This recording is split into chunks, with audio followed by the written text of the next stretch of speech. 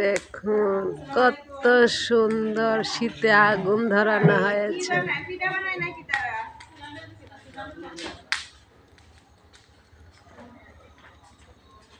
আলহামদুলিল্লাহ, কি অবস্থা? আরে বাবা, একজন যদি গাড়ি নিয়ে একটা ভিতরে ভিতরে নিয়ে আসছো। দাসন পারে তো আর চিন্তা করো সেই ছবিটা এই যে কেমন আছে মনে যায় এদিকে আসো। হ্যাঁ ভাইয়া কি পারে লইলা পড়ে নাই তো